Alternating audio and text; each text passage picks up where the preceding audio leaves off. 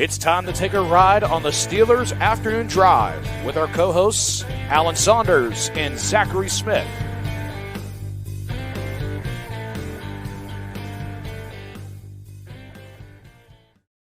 Welcome back to an episode of Steelers Afternoon Drive. I'm Zachary Smith. That is Alan Saunders. An eventful weekend, Alan, with the NFL draft wrapping up over the weekend. You guys have obviously gotten a lot of content on the Steelers Now channel talking about Alan and Nick recapping each of the days. We also live streamed the NFL draft nights 1 and night 2. Alan, a lot of stories written, a lot of bylines over the weekend. I didn't keep to my word and actually count the number, but how are we doing? Oh, you didn't? Come on. What? Nah. Don't worry. I did. Do you want to know? Yeah. Out of curiosity, yes. So between Thursday, Friday, and Saturday, do you want to hazard a guess?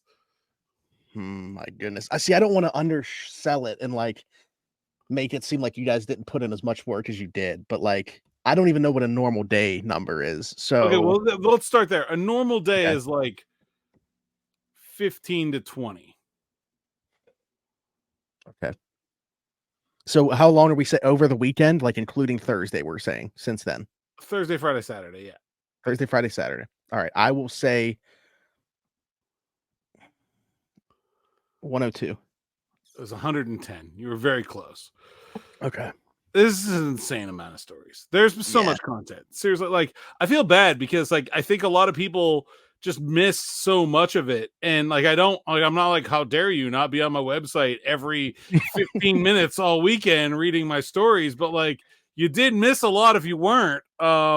Just go back and like repost some of the stuff. But yeah, I mean that's we did a lot. We certainly did. We got a lot of things happen and potentially even more on I'm like almost waiting for something to happen while we are recording this. So like, we'll see if we end up having to tweak the episode because of something going down as we are sitting here talking. But Alan, didn't get to really talk with you, especially about the last 2 days of the draft. The last time we had an episode obviously was after night 1. So we talked about the Troy Fautanu selection, but didn't know what was going to happen on days 2 or 3 of the draft at that point. Obviously, I said you and Nick did recap videos, but you and I haven't really had a conversation about what they came away with the rest of the way. And the rest of the way was them landing Zach Frazier at pick 51, Roman Wilson, Peyton Wilson. Of course, they had to double dip somewhere. So it was a name, not necessarily a position, but they double dipped on a name, the Wilsons. And then going further down, maybe pick that we didn't necessarily see because of a guard. And why am I blanking on the name right now? Of Mason McCormick as well. And then Ryan Watts and Logan Lee in the 6th round as well. Zach Frazier falling to 51. We had that conversation on Friday's episode, wondering like, would they have to move up for one of the centers or would one of them fall into their laps at 51? I just thought this is, Omar being Omar, staying patient, not getting too, like jumpy because he sees one go off the board when Jackson Powers Johnson did to the Raiders, but like just no panic, just stone cold, letting the board come to him, getting the best value and still landing Zach Frazier at 51. Obviously great value. And I had somebody ask me if like, I thought that he was going to start right away. I mean, like, yeah, to me, yeah. Like in your mind, is there any shot that he isn't the starting center for this team right away? No, he's a starter. He's an older college player. He's a 4-year player and a 3-year starter at center for West Virginia. I don't see any way that he is not the starting center day one. I don't even know, like, look, for all the crap Omar spewed about, we feel good about our internal, he's the option. There is no other option. There's not even a conversation to be had about him. I think you can have conversations about Roman Wilson, about Troy Fautanu, both where they fit best and whether they will be day one starters. But for me, Zach Frazier is 100%. Yeah, I would agree, which is interesting, like to say that their second selection is the one that's like locked in as the starter. But going further down the board, we'll actually talk more about Zach Frazier here in a little bit, but going further down, again, I mentioned the Roman Wilson selection, a wide receiver that, heavily linked to, I was told this was like Zach Azani's guy in terms of the wide receiver class. We saw Mike Tomlin interact with him at the Senior Bowl, but I don't know if I mentioned that on Friday's show, that I woke up to a text after night 1. And the person said, at 51, watch for a center Roman Wilson. I know that they really like him. And then Tony Pauline put out there, watch for Roman Wilson or Keon Coleman, who got selected as the first pick of day 2 at 51. Like, there was a lot of Roman Wilson smoke. What do you make of his fit here? A guy that, tested really well, and really everybody did. Zach Frazier was the worst athlete that they selected, and his RAS was still in the 7s. But should be able to contribute right away in the slot, and they're going to need him to. Yeah, I think Roman Wilson is a guy that jumped onto my board at the Senior Bowl. I loved watching him there. He was I had watched his tape. I'd watched Michigan, obviously. They're in the national championship game. How could you not watch Michigan? But I was not particularly enamored with any part of their offense, especially their passing game. And so he was a guy that I kind of didn't have as high as other people. And then I saw him at the Senior Bowl.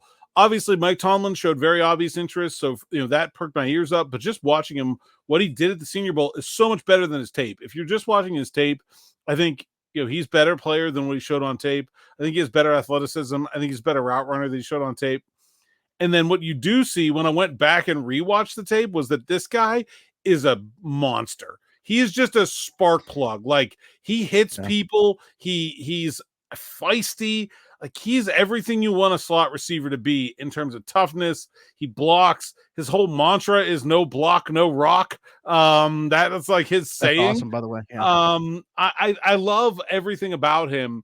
And so then it became, well, will he be there at 51, right? It went from I don't know where I am on this guy to, oh yeah, he would be a Steelers pick at 51 to, will he even be there? For them to get him at 84 is just crazy value for me. I didn't think he would fall.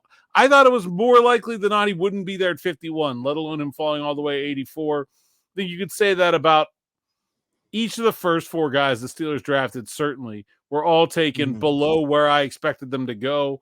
Just incredible value out of this draft class from top to bottom. But I think Roman Wilson might be the one where it's he was a whole round below where I expected him to go. Yeah. Yeah. I mean, again, 5'11", 185, but certainly the willingness to block. I think that's probably why Zach Dezzani, or at least from what I've heard, was such a big fan of his. We know how him and Arthur Smith coach, what they look for in their receivers. I think this is a glove-like fit for what they want to do on offense. And then Peyton Wilson, the next pick, I know that we are both huge fans of it. I mean, going back to the combine when we were talking about this, I don't know I got to go back and find the clip, because I even said on there, if he's going to slide, I think the Steelers would be a team that would stop the slide. I look at what they did last year with Darnell Washington, felt like a similar situation to this year with Peyton Wilson sliding, but finishes my number 1 linebacker. He only got one. Somebody texted me about it and was like, he only has 1 ACL. And I said, yeah, but he has a whole lot of dog. So I don't really care that he only has 1 ACL. Well, and listen, given the number of surgeries that he has, it's just one less thing to tear. That's where I'm at with him. He can't tear that one. It's fine. Yeah, I hate to laugh at that, but yeah, I mean, you're absolutely right. That is, it's not holding him back. There's lots of things that are holding him back. 1 ACL is not doing it. Hines Ward didn't have any. And somebody else, DeJuan Blair, I believe, did not have ACLs. Look, it's a thing that happens. I'm not super concerned about that. Obviously, his injury concern in general is significant. He's been hurt a lot. That's why he fell. But man, the player is freakish. I don't know. He's not like anyone. If anyone is giving you a Peyton Wilson player comp, they're lying. He's not anybody. He's not Ryan Shazier, even though he might be that fast, straight line. He's taller, more muscular, less fluid, very different player, right? He's not Luke Kuechly, right? Because he's way faster than Luke Kuechly. I've seen that comp thrown out there. Obviously, it's a I mean, even Luke Kuechly himself was talking about it. It's a white guy with Carolina ties, so I get it, but no, he's a lot faster than Luke Kuechly. He's also taller than Luke Kuechly. There's no one like him. You are not finding a player comp that is 6'5", that runs like that hits like that. You're just not. Maybe that's why he's hurt all the time, because the human body is not meant to do that. I think it's very possible, but he is a one-of-one athlete. I asked Terrell Austin this, is it hard to comp a guy like that to your defense? Is it hard to say, hey, we're going to ask this guy to do different stuff because he's different than everybody else? Or do you like that? Do you want the unicorn, right? Do you want the one-of-one guy to say, we have this guy who nobody else can have? And I thought it was pretty interesting because Terrell Austin's a pretty straight shooter. Like, he's not the kind of guy that really, I think, all the time obfuscates what he is doing. He's in terms of Steelers coaches, he's pretty close to an open book. And I didn't get much of an answer out of that. And so I thought that was very interesting. He was like, yeah, you'll see. We got some stuff planned for him. I thought that was very interesting, very telling. Yeah, I mean, I'm so excited to see what they do with him because you look at the way that NC State used him. They even used him, off the edge sometimes, rushing the passer, but like he can QB spy, he can carry tight ends up the seam, play sideline to sideline. So I'm excited about his addition to the linebacker room. But we kind of touched on it, and of course, they couldn't have foreseen him sliding to this spot. And if he doesn't, who knows where they do end up addressing linebacker. But does the addition of Peyton Wilson give you any more, we kind of touched on it, but they're still very mum on the whole Cole Holcomb situation? Does it make you think anything more about that with the addition of Peyton Wilson, or no, they just took not really? I knew they were going to address linebacker at some point.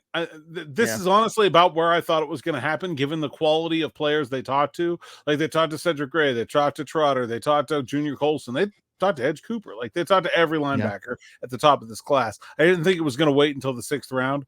I was not particularly surprised by Peyton Wilson signing being drafted when he did. Like I said, with his injury, anywhere he landed, I didn't think was a big surprise. But I thought 2nd or 3rd round were the most likely places that he would be drafted. Steelers got him at the very end of the 3rd round. I think it's good value, but I wasn't floored by teams passing on him. I expected there to be a fall there because of the injuries. And the thing that really is nice for the Steelers is that, look, when you look at his tape, he didn't play that much man coverage. He didn't blitz they did move him to the edge, but he didn't blitz from the inside very often, which is what he would be doing with the Steelers, right?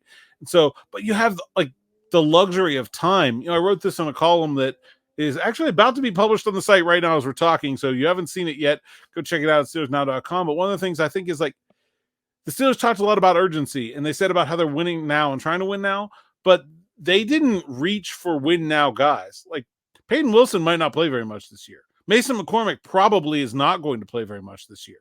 Logan Lee probably is not going to play at all this year.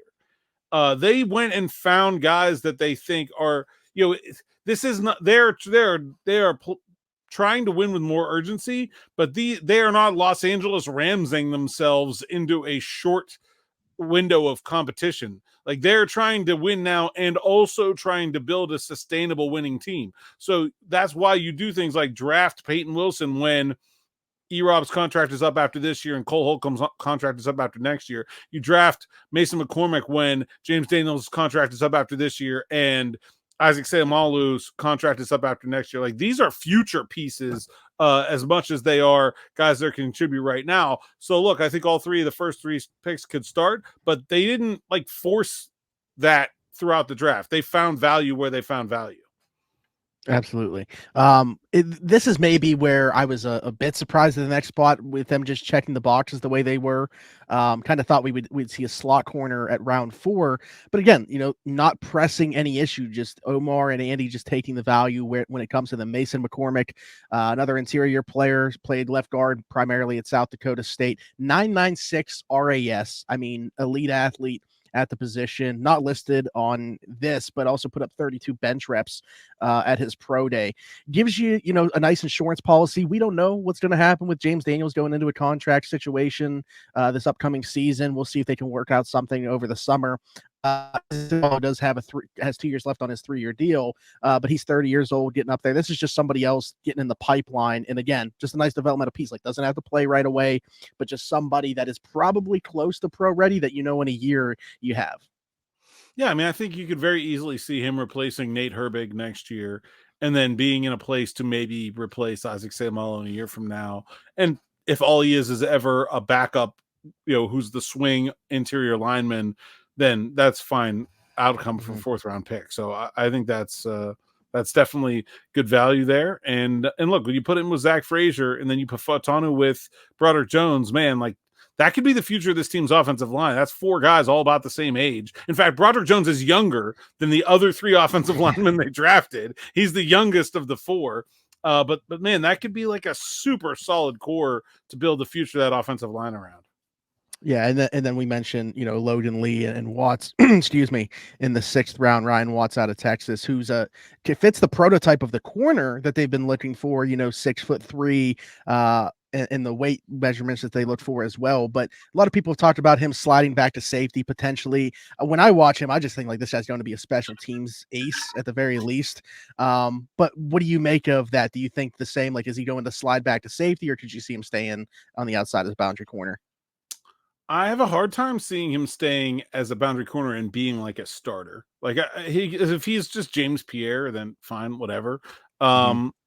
But like if he's going to be a starter, I think it's probably at safety.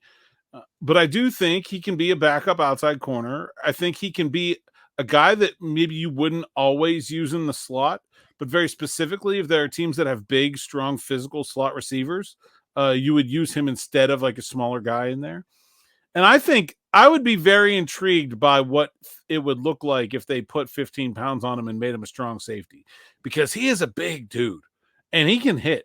Like I kind of get like, some like Robert Golden vibes for like I think he could like run down the field and wallop people. And so I'd be Mhm. interested to see like what he would look like as a safety. My yeah, so I was having that conversation too. I'm curious. I think that he will slide back and end up being a safety when it's all said and done. But like again, I said, like I think he's going to contribute in a big way on special teams, primarily. The first of their 6th-round selections, Logan Lee, interesting dude, 28 pressures, which is good for 4th in the Big Ten last year, but a bit of a tweener. Like I'm curious to see. They talked about him. Carl Dunbar was saying they kind of see him anywhere from a 0 to 5 tech, right? I mean, that's what he said, and I know that like some people said he's a tweener, but he's not a tweener for the Pittsburgh Steelers. He's a 3-4 defensive end. Like that's 100% what he is. I don't know where Okay. else they would play him. Like I know that like Brugler had him listed as an edge. I guess like he's not an edge. Mm. He's just not. He has no explosiveness. He is an interior lineman that needs to add 25 pounds to what he weighed in at the combine. But the good news is he played heavier than that, so he's good. He's definitely, in the like very different player than DeMarvin Leal, but Well, I was going to bring up his name. he'll be Yeah. competing with him for playing time, certainly. I was going to ask, like, if there was somebody on the roster that their spot didn't feel as secure after that selection along the defensive line. Is it the Marvin Leal? Like Loudermilk came to mind as well, but played more than Leal, obviously. Yeah, I mean, when last you're a year. healthy scratch down the stretch, you can't have a Yeah. super secure spot on a roster. I don't know what their plans are for Leal going forward, but I don't think he can feel good about where he is. Yeah, absolutely. Mentioned Zach Frazier early in the episode, and you were able to have a conversation with one of the coaches on the West Virginia staff who was also in Pittsburgh recently, Blaine Stewart, their tight ends coach. He was in his 2nd season, I believe, Going with into his West second Virginia. season with West Virginia, yeah.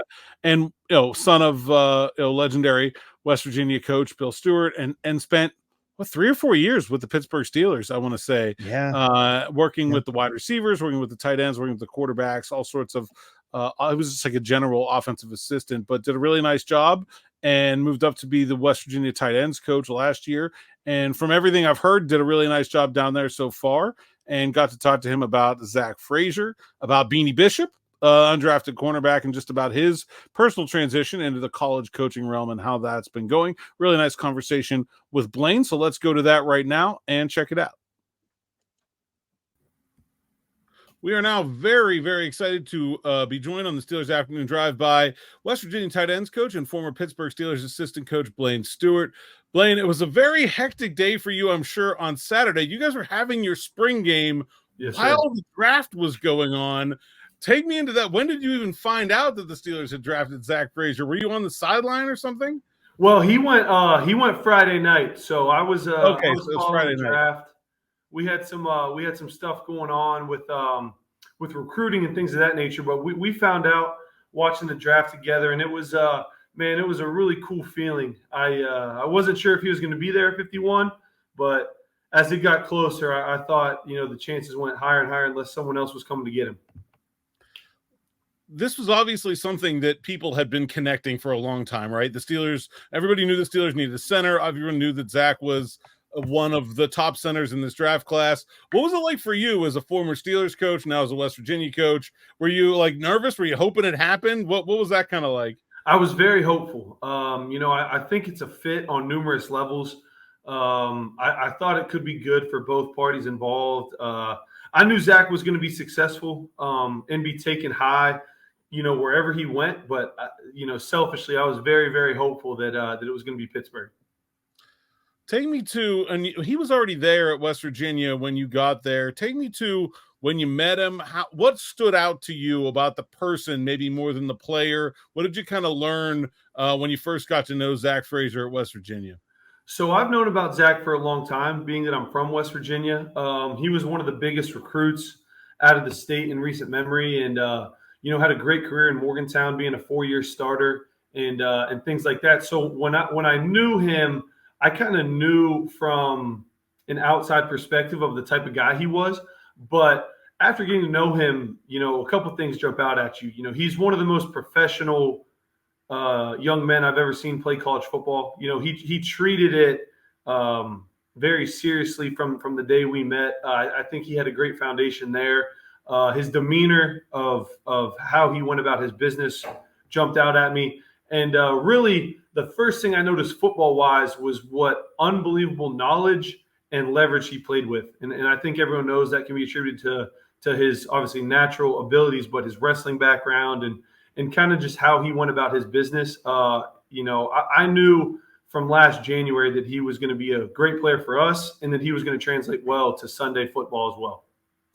What are some of the things you think make not only a college player that's going to be a good pro, but one that will be right away? I mean, the Steelers basically don't have anybody else. He's going to start at center. So what are the kind of things that you would say make a good rookie in the NFL?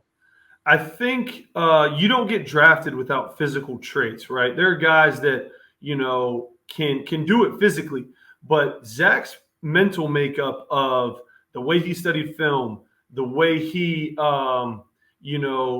took the playbook to the next level is something that's going to give him a chance to. He's going to dive into Coach Meyer and Coach Smith, Arthur Smith's scheme in Pittsburgh, and he's going to approach the mental side just as much as the physical side. So I think what makes a young guy ready to play early is his ability to absorb the information, because it is a different level of mental capacity needed to be successful in the NFL. So he's going to jump all in there. He's got the physical tools like we mentioned, but his ability to understand the scheme, understand the whys, the defense, all that stuff, that's what's going to give him a chance to come in and play early. I guarantee he's already started looking at the install for rookie minicamp, whenever that is. I bet it's Mother's Day weekend if it's staying the same in Pittsburgh. So he's got, about 12 days or so, 10 to 12 days to get a jump start. And then once the older guys come back after minicamp, he'll take it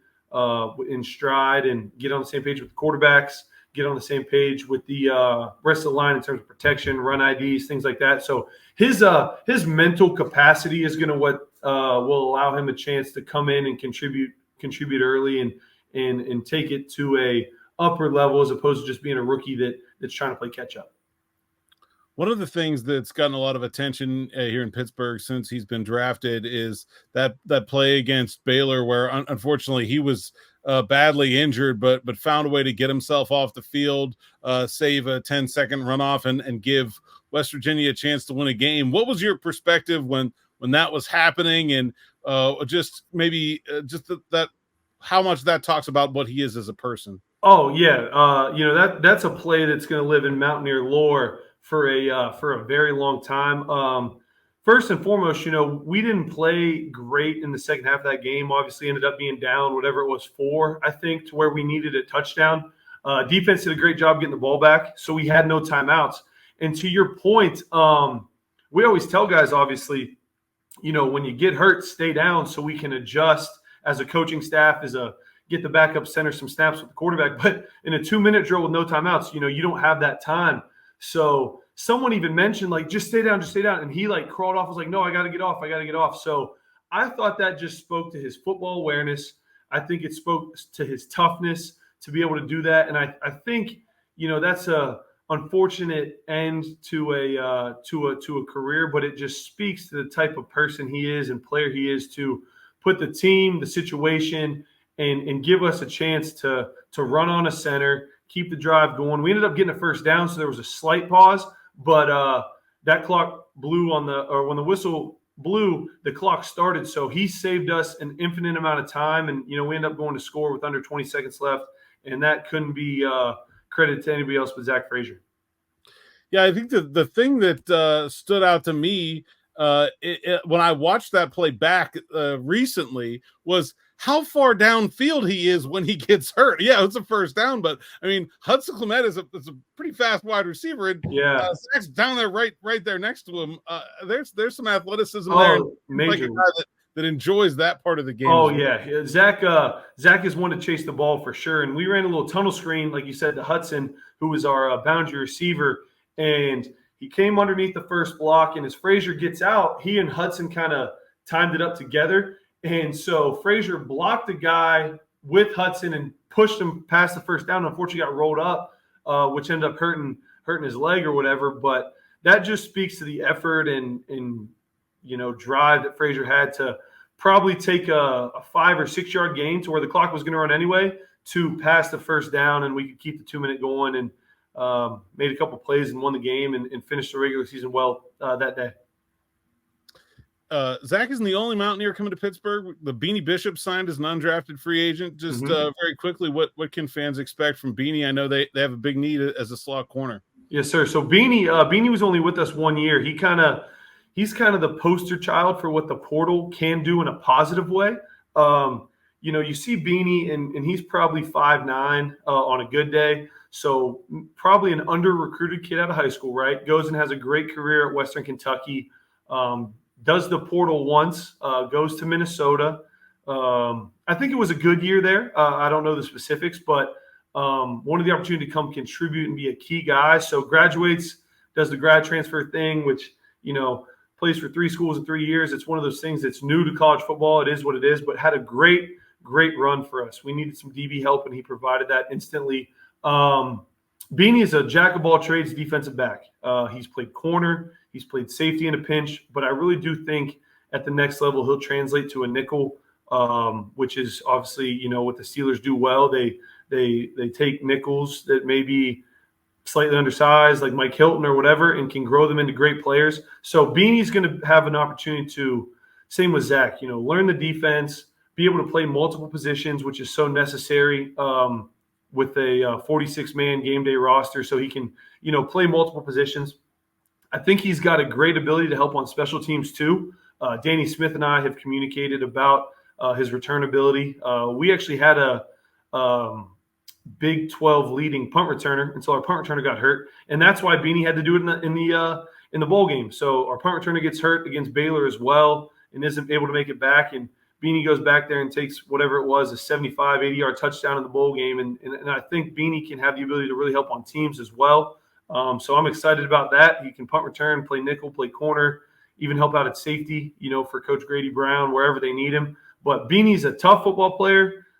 He's a physical, little person, as Coach T always talks about, little guys hitting, big guys running. He's a little guy that'll hit. So I'm excited for Beanie. I think that's also a really good fit. And Pittsburgh's shown that a guy that can come in, even undrafted, like Mike Hilton, had a great career going into year 8 after getting a big free agent contract. So I think he'll just have an ability to come in and play, have a good preseason, and then just see what happens, because Beanie's going to do everything in his power to make the 53-man roster. You're coming into your second year on the West Virginia staff. Obviously, Morgantown and West Virginia University weren't new to you, but coaching in college has been. And as you said, part of coaching in college has been new to even guys that have been doing it for a long time with changes with NIL and the transfer portal. How do you feel like you've adjusted so far? What do you like about working with college athletes, and what's been new to you?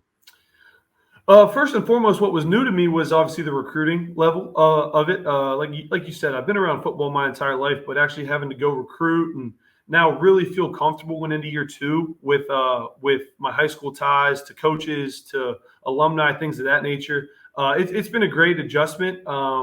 probably the difference is, there's a lot more development that needs to be done in college, which I've loved. Seeing guys take a step from last spring ball to this spring ball, get an early enrollee at tight end like we have. You should be a high school senior, but just finished spring ball. So he's grown exponentially, doing a really good job as a whole staff with our 2025 class, which are the rising seniors of high school kids. It's been great. College football is awesome. I've loved it forever, but I think the biggest thing, and it's similar to Pittsburgh, it's just, the relationship with the players. It may look a little different, but it's still all about the players. And I've really enjoyed, being back and trying to help these guys grow and just provide kind of a framework for, how they can develop. And that's all I'm trying to do day in and day out, is just make these guys better. And they've done a great job. Just, we've all taken it in stride and trying to just help the program. It's been awesome.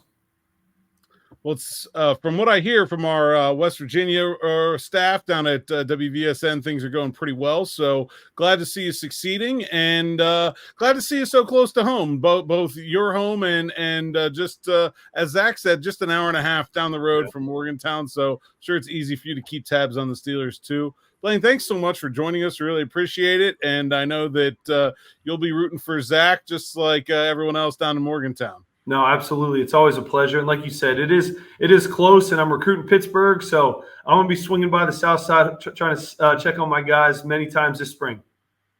Sounds good. That's Blaine Stewart, West Virginia tight ends coach and former Steelers assistant. Thanks so much for joining us. Thank you, Alan. Have a good day. Yeah, Alan, I don't know if you learned anything in that conversation. Once again, thanks to Blaine for joining the show. But to me, it was more so just reinforcing like everything that I had heard about him from a character perspective. Like, you can watch the player on tape, obviously, and see that he's a really good player and he'd be a really good fit. The mantra fits the Steelers and everything like that. But just getting to know that like he is this high character guy that like his coaches and teammates alike all kind of revere, and just like he has that kind of pull where everybody just kind of around him feels the same way. It makes it that much more of a fit for me from a culture perspective for the Steelers. So I think they not only landed a really good player, but landed somebody else along that front that's just going to bring like clearly a new identity that they want to install. I think the identity thing, the culture is like throughout this draft class. Like there isn't a bad, like, I don't really know these guys yet, but like from my interactions with people, both the players themselves and people around them, Steelers got some super high quality individuals here. And look, that doesn't matter if they can't play, but it does matter if they can play. And I think they got both. And so I think that's definitely an underrated talking point from this entire class. Yeah, absolutely. And it was funny because like I was going through RAS, they ended up being the third most athletic draft class. Zach Frazier being in the 7s was like far and away their least athletic player that they drafted. But like, that's why I asked Nick on Friday and you, when you guys were both on here, like if we felt like he was a functional enough athlete to play the position in Arthur Smith's scheme. And like when I watched, I felt like there was no question about it that he could. I was interested to get another perspective on that, and hearing you and Nick talk about it, and then Blaine also giving his perspective on the fit. Yeah, I mean, I just, again, reinforces the idea that I thought it was a really good selection at the time, and I'm even happier about it now. I was also curious as to what he would have to say about Beanie Bishop, though. It ended up being a UDFA that the Steelers signed, a local guy that they had brought in for a 30. I thought for sure there was like a good chance they either landed MJ Devonshire, Daquan Hardy, or him, just based off where it looked like they were going to end up taking a slot corner, and then Beanie not even going drafted. I was like, yeah, they're going to end up signing him as a UDFA, but only spent 1 year there at West Virginia together, and obviously not on the same side of the football. But did you take anything away from that conversation, whether it's the person that we're getting or the player? Yeah, I mean, I don't know that much about Beanie the person, right? Like you said, it was only West Virginia 1 year, and you never really know what you're getting into when you're talking about guys coming out of the transfer portal. I think that was the really interesting thing, is that the growth. Like, it's easy to overlook a guy who's short, and Beanie is short. I'm sorry to report, but it's like the production, despite that, and the maturity, I think shows. Like, look, he could play this year. Like, he's an undrafted free agent, certainly higher on my depth chart than any other undrafted free agent on the team. Like, there's really not a whole lot standing between him and playing time as the Steelers stand right now in the slot. Like, he could definitely play right away. And I think that maturity that Blaine talked about kind of goes a long way towards the idea of thinking that could be possible. Because, take a random UDFA. You don't know. This guy could be, just a joker, right? He could just be an athlete that doesn't really know what he's doing. I didn't get the sense that that's what the Steelers are getting in Beanie Bishop. Yeah, absolutely. I mean, right now you would think that he's competing with Josiah Scott as the Josiah starting. Scott has done it in the NFL, so I guess you'd give him that. And then Luke Barku, looks like he should be able to do it, but I don't think he has. So, it's not a lot of competition. And I guess we can leave it at that unless you have anything else to add on that front in terms of that conversation with Blaine. But again, thank you to him for joining the show. Talk about Zach Frazier, Beanie Bishop, 2 additions to the Steelers roster. The other thing that I wanted to touch on, and I was hoping maybe we would get more information as we were recording, as these sometimes do happen. Brian McFadden put out there talking about Omar Khan cooking and saying that there was another addition, a significant playmaker that the Steelers were very close to landing. And, honestly, where my mind went to is his cousin, Patrick Peterson, who he hosts a podcast with, re-signing with the Steelers. But Andrew Filipponi, 93.7 The Fan, put out that he's talked to multiple people that is not what is that's the Patrick Peterson. The Steelers are not close to a deal at this time. So that wouldn't be what it is. Where does your mind go to on this? I don't know. I mean, Anthony Averett, former Baltimore Ravens quarterback, coming to rookie minicamp on a tryout. I'm thinking that was the big playmaker. I don't know that Anthony Averett has a lot of big plays in his career. But it certainly could be. He's got 3 interceptions. Mm-hmm. Sure. I don't know. It could be anything. But look, if they need a big splash, wide receiver is the place they need it. There needs to be an outside wide receiver, whether that's a free agent or whether that's and I listed a bunch of guys yesterday at the site at SteelersNow.com that are free agent options at wide receiver. I got to admit, it's not the world's most thrilling list. DJ Chark, I think, is the guy I got the top of it. He's okay. He's been hurt. I don't know. But a guy like Courtland Sutton would be a huge impact on the Pittsburgh Steelers. He would. That's where my mind went to, also because Ben Albright, who covers the Broncos, reposted this. My guy Dan Orlovsky, who was just on the show last week, my other show, Around the 412, said that they should try to trade for Deebo Samuel. Great idea, Dan, but I mean, I don't think that one's going to happen. They should. They have been trying. Yes. Trying is not the problem. Right. Not for a lack of effort on the Steelers' part. So, yeah, I mean, my mind goes to Courtland Sutton. That's a name that we've talked about quite a bit. Obviously, the familiarity with Russ, familiarity with Zach Azzani, I think would make a ton of sense. It seems up to this point, unless it's just being put out there, that the Broncos haven't wanted to part with him. But, going back to even last year, there was talk that this, regime, Sean Payton and others, just were not high on Courtland Sutton and Jerry Jeudy. They kind of wanted to, reshape the entire wide receiver room. We've seen Jerry Jeudy exit since that. Last domino to fall in terms of that old regime, really, seemingly, is Courtland Sutton. So we will see if something is able to come to fruition there. But yeah, I don't know. I'll be interested to see if they make anything work. I agree on the wide receivers, though. If it's not via trade, free agent pool looks very thin. Out of the names that you put out, I would have a hard time calling any of those guys significant playmakers. I really would. Right. I mean, DJ Chark, he was a Pro Bowler. I guess Michael Thomas. I don't know. OBJ. Well, and name recognition, OBJ, Mike Thomas. Yeah. Those are names, but they are not recent production. I don't know. Yeah, absolutely. That's what I was going to say is if you're talking about those guys being dropped in that bucket, it's more for name recognition than it is what they would actually be bringing to the table at this point in their careers. So we will. Which is okay. I mean, people get excited about name recognition. There's not a problem with that. But I mean, I don't think either of those. Look at the numbers. Are either of those guys better options than Chark? I don't really think they. I think I'd rather have Chark, to be honest with you. Yeah, I think out of that article that you put out, Ravens cut OBJ. The Ravens, who have needed all the receivers they could get for the last 11 billion years, decided that they don't want him anymore. How good could he be? It was what? OBJ, Michael Thomas, DJ Chark, Valdez-Scantling, and Michael Gallup. Yeah. Okay. I mean, if I had to pick one from that group, I would pick DJ Chark. Yeah, I did. So I would. There we go. Not to spoil the article and make you guys not want to read it, still go read it, but leave us your wrong answers only on who the Steelers. What's the text here? Significant playmaker. Mine was Anthony Averett coming to rookie minicamp on a tryout, but leave us your wrong answers only. Who is the Steelers' significant playmaker? You tweeted one. Oh, Ryan Switzer. Yeah. I don't know why he was like the first one to come to mind that I was like, if I put this out there, fans are gonna be upset. So this is why I'm gonna do this. But there you go. Yeah. Anything else?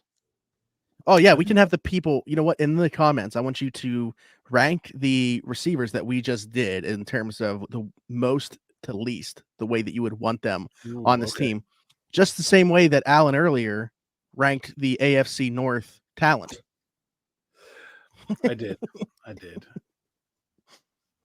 Are you gonna get me in trouble here too? I've already been fighting with the whole fan base on Twitter. It's fine. I was just gonna leave it at that and see if people want to go onto your X and go through you can go look at the video on the final word from last night when I said the Steelers are the least talented team in the AFC North, and I believe that mostly because quarterback and wide receiver are probably the two most important positions on the team, and theirs are the worst of that division. So yes, I think that doesn't mean they're going to come in last. In fact, I think they probably will not, but don't take my word for it. Listen to CJ Stroud. It's the toughest division in football.